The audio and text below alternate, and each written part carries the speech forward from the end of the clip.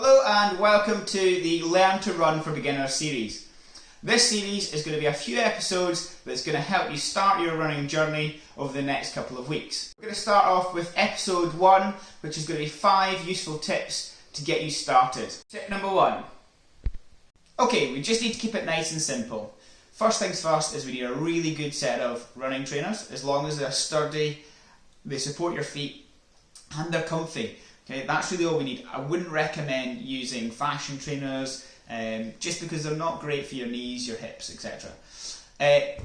Running attire, okay, clothes, shorts, t-shirt, maybe a long sleeve top if it's a bit colder outside, maybe a wee waterproof jacket or windshield when it's on the colder days. Again, or tights for ladies. To be fair, as long as you're comfortable with what you're running in, that's all that really matters. Again, we're looking to be as comfortable as possible, so therefore it's making it more enjoyable whilst we're out running. Smart watches and heart rate monitors and stuff, we don't need to worry too much about all that. If you've got it, use it, you might as well. I would say if you've got a heart condition, I would probably use a heart rate monitor just to monitor your own heart rate. Ladies, I am informed that a good sports bra is vital. It stops pain and any sort of chafing and stuff like that. I wouldn't know about that myself, but I'm told by my female colleagues, etc. Last but not least, music. Music is great. It's a great motivator. It takes our mind off things. But just be aware that if you've got your headphones in, that you can sort of hear what's going on around you, things like traffic, other people, so that you're not getting run over or running into other people. But bottom line is, keep your kit nice and simple. It doesn't need to be anything fancy. We're not going to be running in the Olympics. We're just getting started, so keep it nice and simple. Tip number 2, warming up. Okay, warming up is very, very important.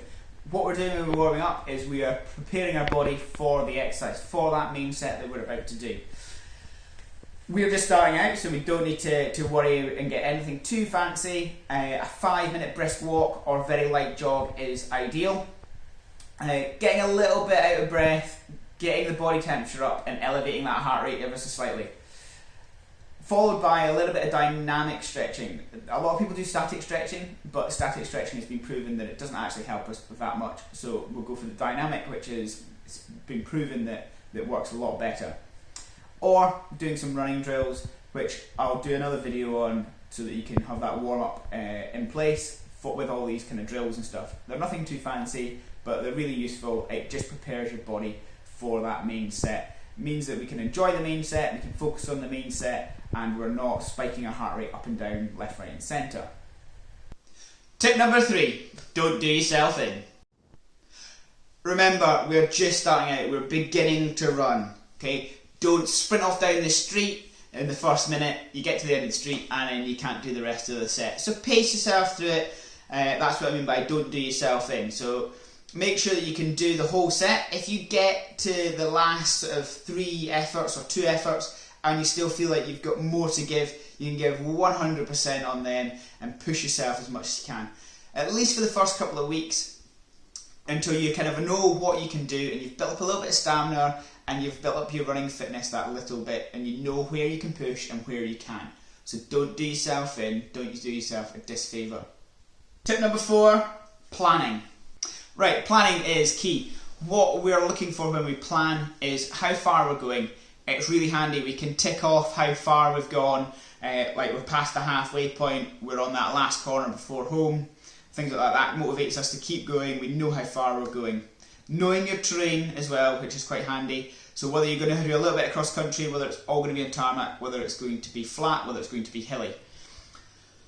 Again, talking about hills, we know that hill's coming up, so we can mentally prepare ourselves to do that hill, or we can plan around that hill over the first couple of weeks. Okay? The idea is that we don't want that hill to put you off of your actual running for the next session.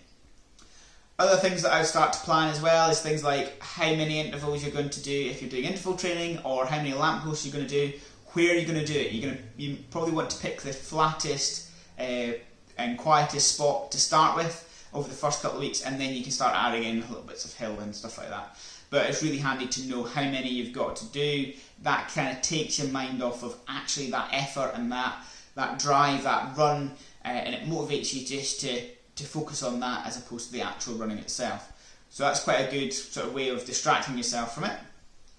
But yeah, so plan, make sure you know your route, make sure you know what the actual session, the workout is. It's really quite handy to know that. Tip number 5, cooling down. Cooling down is just as important as our warm-up. With the warm-up, we're preparing our body for the effort, for that main set. With the cool down, we're preparing our body to start recovering. So it's really easy.